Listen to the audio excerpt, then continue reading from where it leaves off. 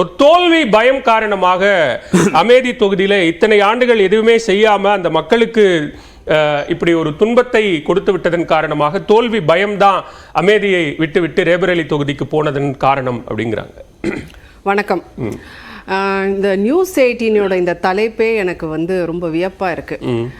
மக்கள் அருணன் சார் சொன்ன மாதிரி மக்கள் பிரச்சனையை பத்தி பேசல, தேர்தலில் இருக்கிற அந்த பிரதான இஷ்யூஸ் வந்து மக்கள் வேலை வாய்ப்பா இருக்கட்டும், விலைவாசி உயர்வா இருக்கட்டும், இல்ல நம்ம ஜனநாயகமே கேள்விக்குறியா இருக்கு அப்படிங்கிறது வந்து ஒரு மிகப்பெரிய அச்சத்தை உண்டு பண்ணிருக்கு. அதை பத்தி பேசல. நீங்க ஒரே ஒரு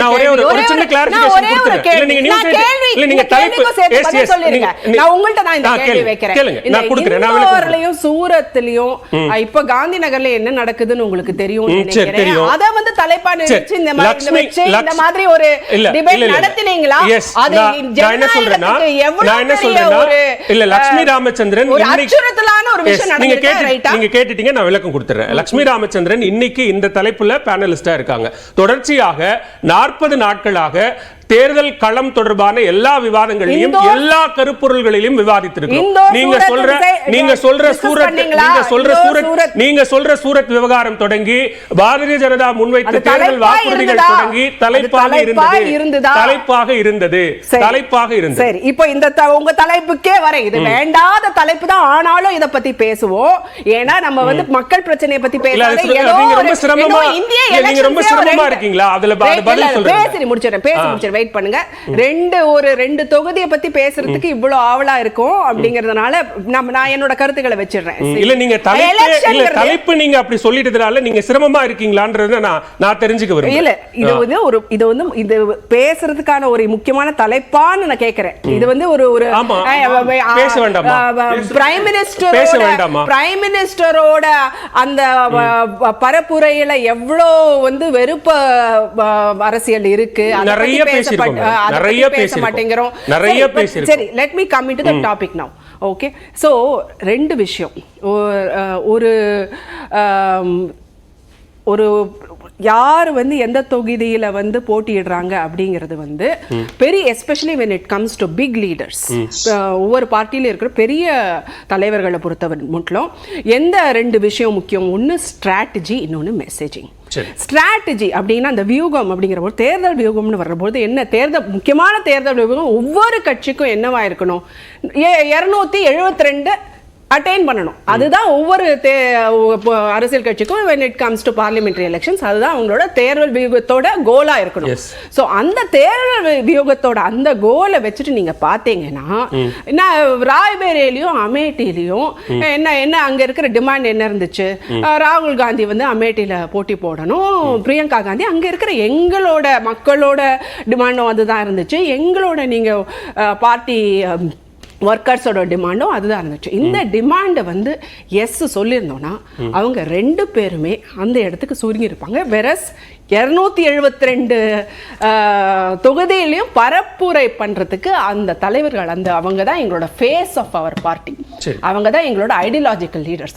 அவங்களோட அவைலபிலிட்டி இல்லாத அந்த 2 தொகுதியில மட்டும் அவங்களோட கான்சென்ட்ரேஷன் இருந்திருக்கும். அதனால ஸ்ட்ராட்டஜி, வியூகம், தேர்தல் வியூகத்தை மனதில் வைத்துக்கொண்டு எடுக்கப்பட்ட ஒரு முடிவு. வயநாட்டுல மட்டும் போட்டிட்டு இருந்தா இதே மாதிரி எல்லா தொகுதிகளுக்கும் போயிருக்கலாம்ல, அதுவும் ஒரு கைண்ட் ஆஃப் ஸ்ட்ராட்டஜி தானே. ஆனா உத்தரப்பிரதேசல ராய்பரேலியில மேடம் வந்து இப்பதான் அந்த இதுல இந்த சீட்ல இருந்து வந்திருக்காங்க. அவங்க வந்து ஒரு வாக்குறுதியாவே அந்த மக்களுக்கு கொடுத்திருக்காங்க.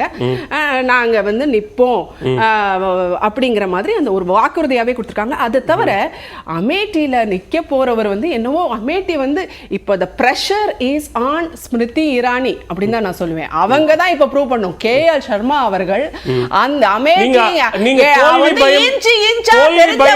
தோல்வி பயம் காரணமாக அங்கிருந்து நீங்க போட்டி போடாம போயிட்டீங்க. அவங்க வந்து பெரிய மக்கள் செல்வாக்கு இல்லாம அங்க தேர்ந்தெடுக்கப்பட்டு அவர்கள் மக்களுக்கு சேவை செய்ய காத்திருக்காங்கிறாரு ஸ்ரீராம்.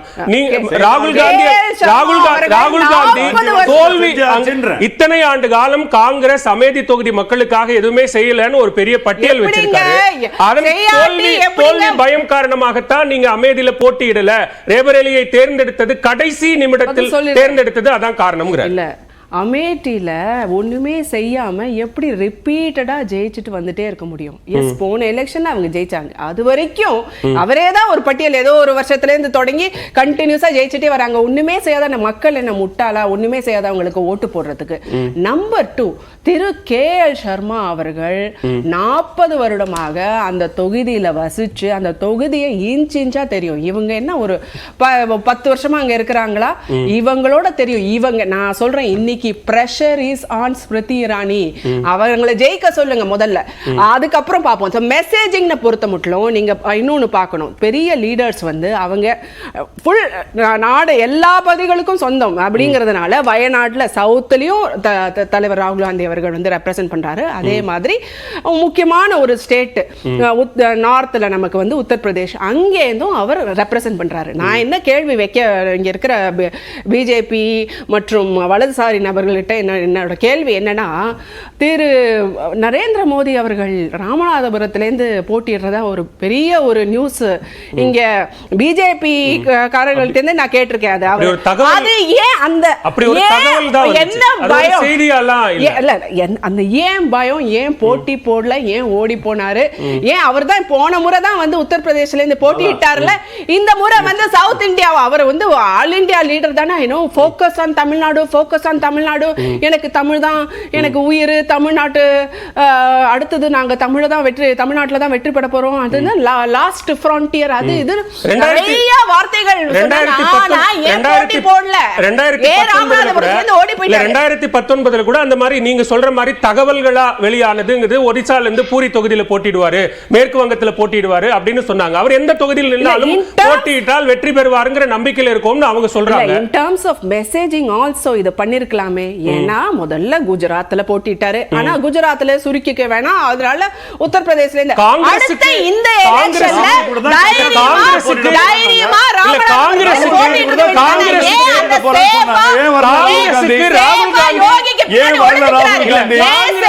யோகிக்கு பின்னாடி ஒளிஞ்சிருக்காரு. தமிழ்நாட்டுக்கே வரல, போட்டி போட தில்லி இல்லையா?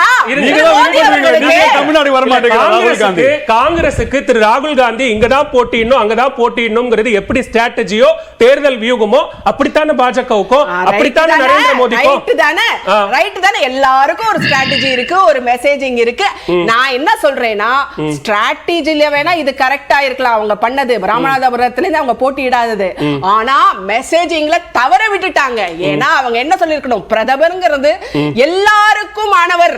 அவர் சொல்லிருக்கணும் சவுத் இந்தியால தானே அவங்களுக்கு ஓட்டு போடல. அவங்களுக்கு தைரியம் இருந்திருந்தா சவுத் இந்தியால ராமநாதபுரத்திலோ இல்ல வேற ஒரு தொகுதியில ஓட்டு போட்டு நாங்க பிஜேபி வந்து we stand with the South Indians. ஏன்னா அவங்க மேல இருக்கிற ஒரு குற்றச்சாட்டு அவங்க வந்து அழகா ஹேண்டில் பண்ணிருக்கலாம். அதுக்கான தைரியம் அவர்கிட்ட